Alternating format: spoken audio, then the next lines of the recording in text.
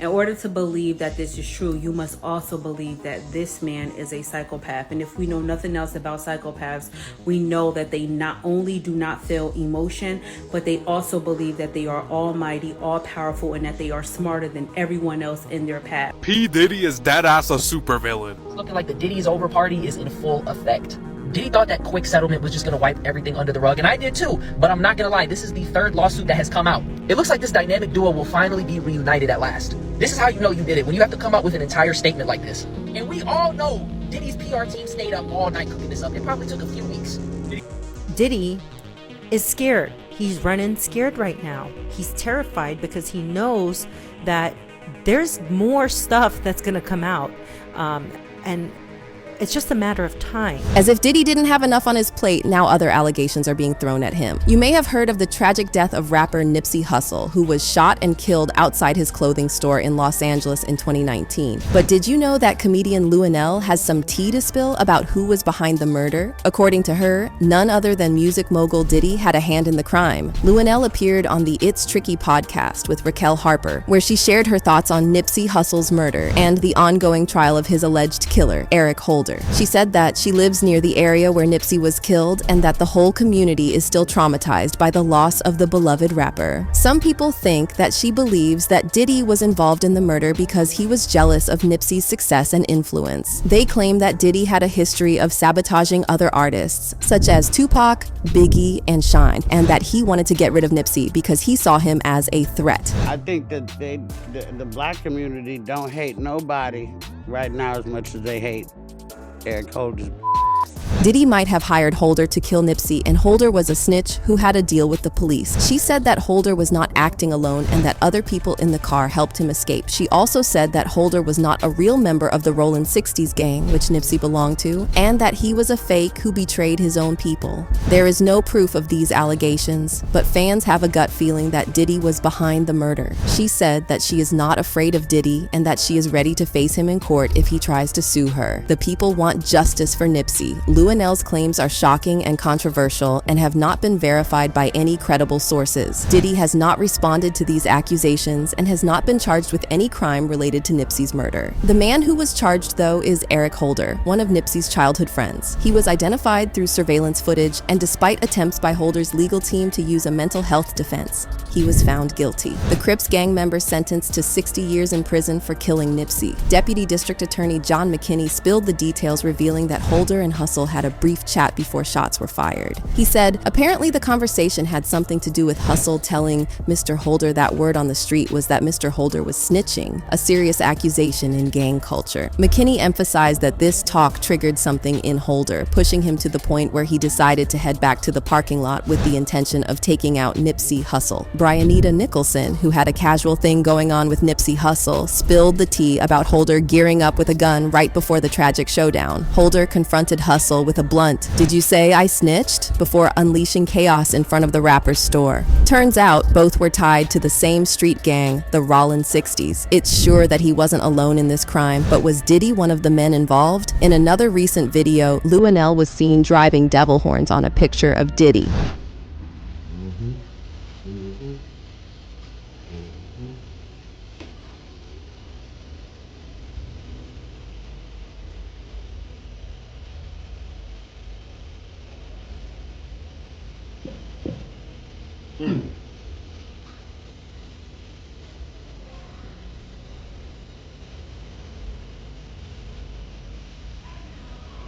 But the fans aren't entirely convinced by what Luenell is doing. Now she wants to say something, SMH, and most of you will praise Luenell for keeping it real. I adore my black women, but Luenell is only doing this because the white man is taking away his protections from Diddy, and now it's okay to throw rocks at him. But Luenell was quietly kissing the ring like everyone else was before this happened. And it seems like Luenell has a problem with Lauren London too.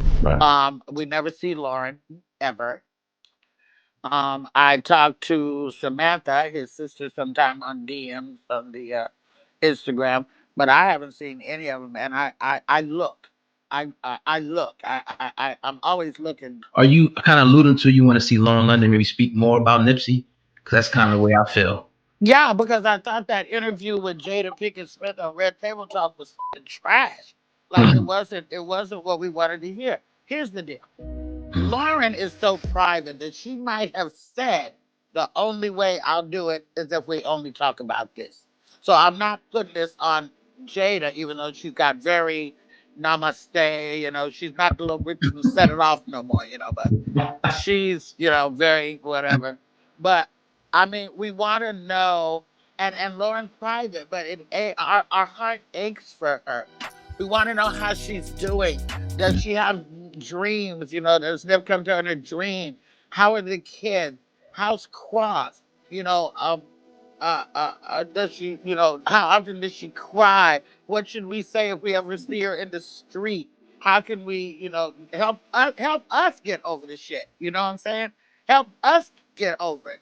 And I think that Lauren would be the one to do that. Nipsey Hussle and Lauren London had a special love story that touched many hearts. In the world of hip-hop, where relationships often come and go, they stood out as a strong and loving couple. From the first time they met to the heartbreaking loss of Nipsey and Lauren's journey afterward, they've been one of the IT couples. But some people think there is more to it than meets the eye. Their love story started back in 2013 when Lauren London, known for her roles in ATL and The Game, contacted Nipsey Hussle about buying copies of his Crenshaw mixtape. What began as a business interaction turned into the beginning of a profound and beautiful love story. But their love story came to an end on March 31st, 2019, as Nipsey was shot and killed outside his Marathon clothing store in Los Angeles. And they think her involvement with Diddy is suspicious too. The buzz started when Bad Boy founder 50 Cent shared a photo of himself with Lauren London at the Roc Nation pre-Grammys brunch. In the black and white snapshot, he referred to London as his sister, writing, "More lost files, me and my sister, a Lauren London, at the Roc Nation brunch." Even though it seemed innocent since he literally called her his sister, the caption sparked speculation about their relationship. Was there really something going on? London denied the rumors immediately, urging the public to stop F-King playing with her as she grieves her longtime partner, Nipsey Hussle. She even posted a photo of Nipsey with the caption, "Still his King Ermias, never forget. I'm all love and peace, but never forget. I'm a woman in grief and I don't play about Nip, my family, my character, and code." But even Kodak Black seems to insinuate Diddy and London had an intimate relationship after the passing of Nipsey. You know what I'm saying? Nipsey, bro,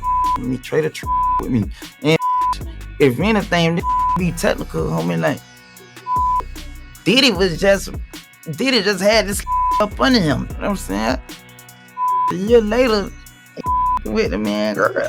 You know what I'm saying? Y'all ain't saying nothing that Diddy, so it's like, okay, like, leave him alone, boy. And many agree with Kodak. One person tweeted, "What's done in the dark will come to the light." Another thing that raises eyebrows is how Lauren maintained a close friendship with him even though she's close friends with Cassie. She must have known what was going on with them and all the abuse. So why did she continue sticking by his side? He's like a real brother.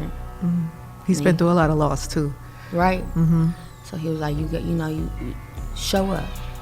Because he heard, I don't know who told Pup. Well, it's not strange that Diddy's name keeps popping up in every mess. Diddy's been trying to pull off a brother love makeover lately, even changing his name to Love. He can change his name however many times he wants, but people will not forget what he's done. Now, obviously, P. Diddy has changed his name several times to avoid having his name be tarnished, right? This is something he's been doing for decades, changing his name from Puff Daddy, P. Diddy, Diddy, Love, all these different names to avoid having that negativity on your name. But let's not forget, this guy's got a history of throwing down that goes way back to the 90s. While he hasn't officially been slapped with serious crime charges, he's been caught up in a mess of accusations from his exes like Ventura and Gina Hewing, who dropped abuse claims in 2019, to tussles with industry big shots like Steve Stout and fellow rappers like J. Cole and Drake. It's like he's trying to live up to a name he gave himself, but the love seems a bit rough around the edges. If he really had something to do with Nipsey's death, it wouldn't be the first time. The connection between Diddy and the murder of Tupac was brought into question after Biggie Smalls' murder case was reopened in 2006. Biggie Smalls' mother, Valletta Wallace, filed a $500 million lawsuit against the LAPD, alleging that they covered up her son's death.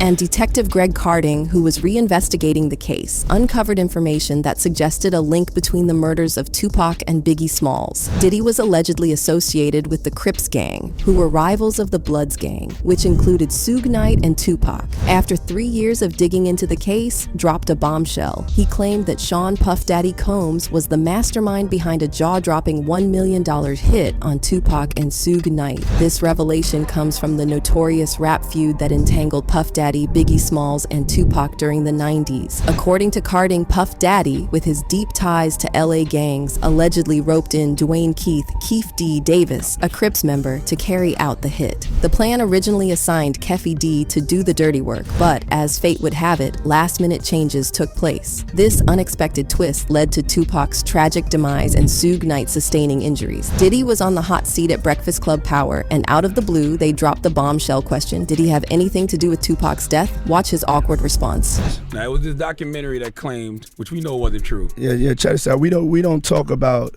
things that are nonsense. We don't even entertain nonsense, my brother. So we're not even going to go there, with all due respect, but I appreciate you as a journalist asking. Thank you. Because listen, 7 years ago, I'd have been like, yo, did you hire somebody to kill Pac? But no, you have to do it like a journalist. Yeah, no, I mean, we wouldn't even get into nonsense like that.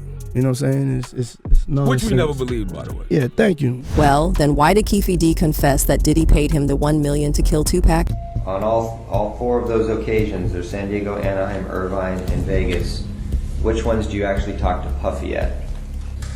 Every one. Every one of them. Which of those 4 is it when you talk to him about murdering Tupac? It was really about both of them. Either one. It was Tupac and Suge, you mean? Yeah. So it's Harrell, you, Puffy, Zip, and a bunch of Southsiders. And what Puffy makes kind of an announcement? Yeah. That was stupid as hell too, you know. What did you actually hear? What was the words? If the best you can remember what he says. Shit, he said he'd give us anything for them dudes there. It's nothing. Who brought up the amount of $1 million? Shit, he did.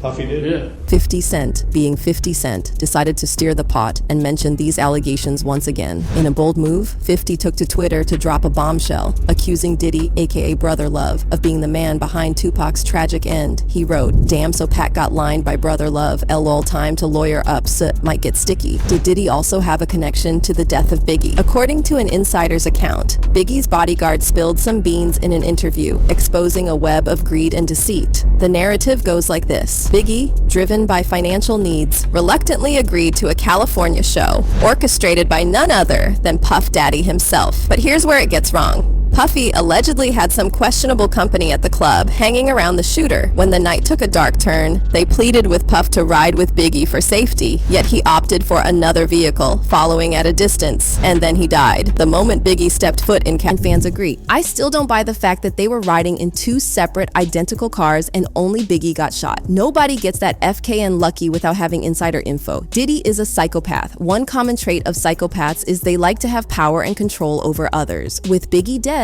Diddy practically did whatever the he wanted, Biggie's music, because he owned it. Biggie probably realized he didn't need Diddy and wanted to do his own thing. No doubt Diddy was involved in Biggie's death. And it doesn't stop there. Back in 1998, Diddy found himself in a bit of a legal jam. It all started when a music video dispute went down with Steve Stout, a music executive managing Nas at the time. Stout sent an unauthorized version of the Hate Me Now music video to MTV featuring Puff portrayed as Jesus on the cross, something Puff wasn't cool with. So Diddy, along with a couple of buddies, paid a visit to Stout's New York City office to settle the score. Things got a bit out of hand, and Puff Daddy allegedly used a champagne bottle in the scuffle. Stout claimed he ended up with a broken arm and jaw. Diddy got hit with charges of second-degree assault and criminal mischief. Fast forward to an MTV interview where he admitted he didn't handle things well, apologized to Stout, and owned up to disappointing himself. As part of resolving the legal mess, Puff Daddy attended a one-day anger management class. Diddy was also involved in a nightclub brawl with rapper Shine in 1999, where shots were fired and 3 people were injured. Diddy was charged with weapons violations and bribery, but was acquitted of all charges. Shine, however, was convicted of attempted murder, assault, and reckless endangerment and served 9 years in prison. Fast forward to 2013, when he supposedly got into a heated moment at a VMAs after party. Rumor has it that a visibly intoxicated Puff approached Kendrick Lamar about his bold Control verse, where Kendrick claimed the title title of King of New York. Things got spicy when Puff allegedly attempted to pour a drink on Kendrick. Enter J. Cole, who jumped to break them apart. Rumor has it that Cole and Puff ended up scrapping, but the New York Post had a different take. According to them, the scuffle started because J. Cole was saying inappropriate things to Sean Combs and his girlfriend Cassie. Witnesses noted some pushing and shoving, though no punches were thrown, just a visible disturbance. Both of them denied fighting, but fast forward to 2021, and Cole dropped a line in his song Let Go My Hand that had folks wondering. My last scrap was with Puff Daddy, who would have thought it? In 2014, Diddy and Drake allegedly had a heated dispute outside Live nightclub in Miami over the rights to the beat for Drake's No to 100. Reports suggested the argument turned physical, with Puff Daddy delivering punches and asserting, "You will not disrespect me." However, Puff Daddy later denied punching Drake, insisting they were friends. Now to his most recent allegations. 4 women have filed lawsuits against hip-hop mogul Sean Diddy Combs, alleging sexual assault dating back to the early 90s. Cassie filed a federal lawsuit against Diddy on November 16th, alleging rape and a decade-long pattern of abuse starting when she was 19. She claimed sex trafficking, human trafficking, sexual battery, sexual assault, and gender-motivated violence. She detailed how Diddy allegedly exerted control over every aspect of her life, from her apartment and car to her clothing and medical records. The lawsuit even mentioned Diddy targeting rapper Kid Cudi, who briefly dated Cassie in 2011. The complaint says, in February 2012, Mr. Combs told Ms. Ventura that he was going to blow up Kid Cudi's car and that he wanted to ensure that Kid Cudi was home with his friends when it happened. Around that time, Kid Cudi's car exploded in his driveway. Ms. Ventura was terrified as she began to fully comprehend what Mr. Combs was both willing and able to do to those he believed had slighted him. Kid Cudi confirmed the allegations made by Cassie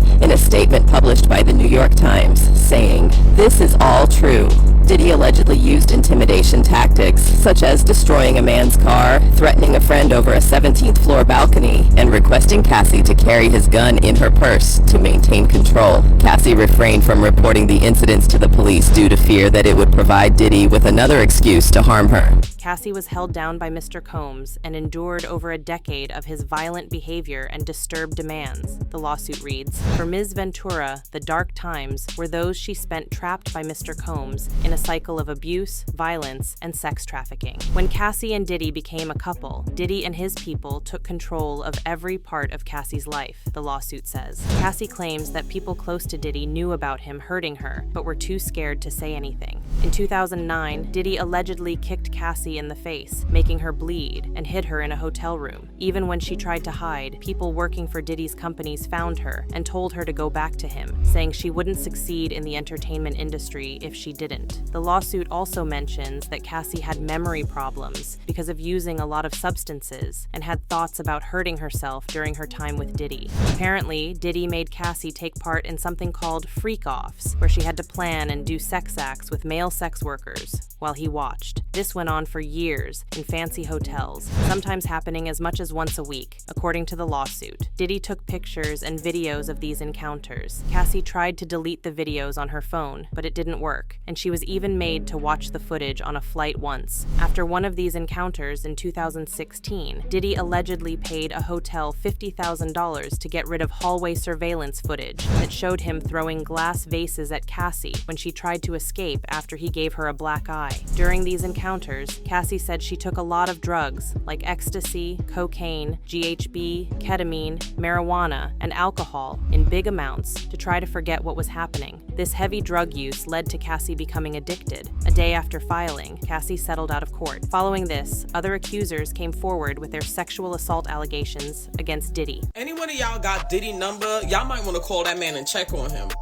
Diddy just got hit with a 4th lawsuit, a 4th. One victim filed a claim in the Southern District Court of New York, accusing Diddy and Bad Boy Records executive Harve Pierre of gang raping her when she was 17 in 2003, involving interstate trafficking. Over Thanksgiving weekend, 3 lawsuits hit Diddy. One involved a former Syracuse University student, accusing him of drugging, sexually assaulting, and filming the act as revenge porn. The second, with singer-songwriter Aaron Hall, alleged rape and assault from 1990 or 1991. Shortly after the assault, Diddy reportedly returned and violently attacked them. The third lawsuit accused Pierre of a year-long pattern of grooming, escalating into violence between 2016 and 2017. These lawsuits painted a disturbing picture of sexual assault, workplace harassment, and violence within Diddy's circle. In a 2019 interview, Diddy's ex, Virginia V, opened it up about Sirius Abusi. She said Diddy stomp head on her stomach,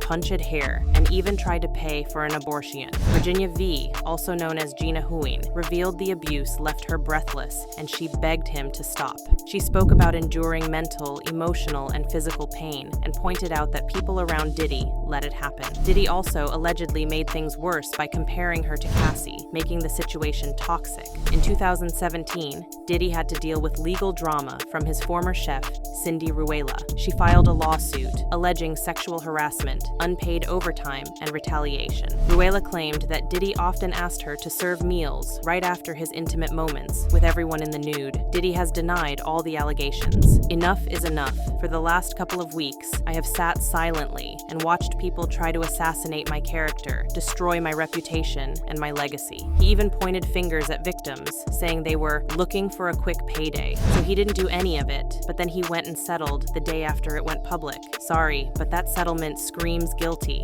and we all know it. How is everyone reacting to this? When the Diddy allegations came to light, singer-songwriter Tiffany Red had Cassie's back, expressing support in an open letter in Rolling Stone on December 7th. Tiffany spilled the tea on witnessing Diddy's harsh words and claimed she saw him dragging a drugged Cassie to a freak off during a birthday bash. She also spilled that Cassie opened up to her about physical abuse, revealing how it triggered PTSD, paranoia, and anxiety. Then, rapper 50 Cent dropped the bomb that he's working on, a documentary about Diddy's sexual assault allegations. He spilled the beans in a tweet on December 7th, promising that the documentary's proceeds would go to supporting victims of sexual assault and rape. In a sneak peek, former Bad Boy Records rapper Mark Curry spilled some details, claiming Diddy spiked champagne with drugs at parties. We used to go when we go to the club, we used to have these bottles, right? And on this bottle, they be regular Moet bottles. On them bottles right there, they've been to have something to make the girls be real slippery and all of this kind of stuff. So when you get up, they be like, don't touch them bottles right there and only drink them bottles right there. Put Molly all in her champagne. She ain't even know it. I took her home and I enjoyed that. Roger Bonds, Diddy's ex-security guard, took the stage, spilling the tea that he personally intervened several times when Diddy was supposedly going after Cassie. I was sick. I was sick of you. I was sick of everything that was going on around you. I was sick of having to cover up everything that you did. I was sick. Cassie spoke on it. She said, yeah, I jumped on it. I jumped in between it. That wasn't the only time. It was other times. And it was other people. Gene Deal, who used to be Diddy's bodyguard, also came forward, spilling all the details on what Diddy was up to.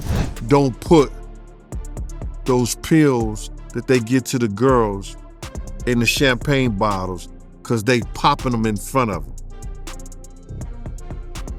Most of those girls, especially if they like mixed drinks, you understand, they see the bottles when they open them. And they trying to keep their eyes on because they don't want to get no kind of drugs put in their system. But what they don't understand is in the orange juice and it's in the cranberry juice. They didn't put the pills and the stuff in there, the roofies, the ecstasy, the ease, all whatever they put it in the juice. Now, those girls who like the mixed drinks, you understand what I'm saying? They gonna pour their own. He also exposed him for what he did to one of his other ex-girls, Misa. And if Puff didn't get his way, you know what I'm saying? He always did that play fighting stuff. You know, he always he started off like he play fighting with somebody. According to him, Diddy was allegedly beating her up regularly. And once it got so bad, she had to hide under a car to escape him. And they said he put hands on her. Misa was running from him so hard trying to get away from him she tried to crawl up under a car. All of these people have shown Diddy's true colors. He is a manipulative abuser, and now 18 brands have cut ties with him. So yeah, it's not looking good for him. Someone predicted, Diddy finna go to jail, y'all. I used to pray 4 times like this. Another added, Sean Diddy Combs, you're going to hell, but not before you go bankrupt and go to jail first. Diddy clearly has a long history of controversies, and it's not gonna be long before karma gets to him. What do you think of Luenell's allegations? Do you believe that Diddy had anything to do with Nipsey's murder, and do you believe everything else he's being accused of?